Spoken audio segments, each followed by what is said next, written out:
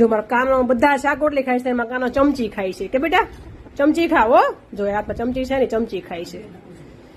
Okay, khaman છે એમ કહે છે તું, એવું કહે છે ખમણ છે, પણ એમ બોલ તો ખરા ખમણ છે એમ.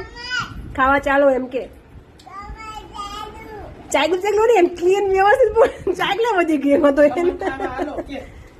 જો અમારો કાનો ખમણ ખાય છે, મોટો કાનો, અને ખીચડી ખાય છે, સાથે છે પાલક પનીર નું શાક. એનું મોડું શાક છે પાલક પનીર વાળું. કે બેટા શેનું શાક છે?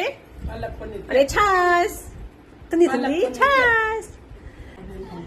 ગયું દાદા કહો દીકરા. અરે દીકરા જીબડો કાઢીને દાદા કર્યો. તીખું લાગ્યું લાગે છે. શું લાગ્યું? ખમણ એટલે છાસ દે, છાસ દે ને છાસ દે. એટલે છાસ નો મસાલો નાખ, આપડા ઘરની આન બાન શાન. છાસ નો મસાલો તો નાખ દીકરા. હા નાખવો જ જોઈએ. એ નાખી લેશે. જો અમારે નાખશે હમણાં બેટા. જો અમારા ગ્રીવબેન છાસ નો મસાલો નાખે છે.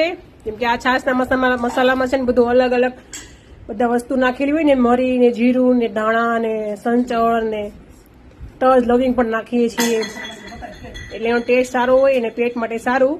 ખાય છોકરા બધું પચી જાય વ્યવસ્થિત આરામથી. એટલે ઉનાળાનો ટાઈમ આવી ગયો એટલે છાસ ના અંદર નાખવાનો મસાલો. મસાલા વાળી છાશ કે તો ઠંડી ઠંડી છાશ કે તો. હા થઈ ગયા દીકા. દીકા દાદા કરો. ગ્રીવ દાદા કરો બેટા. દાદા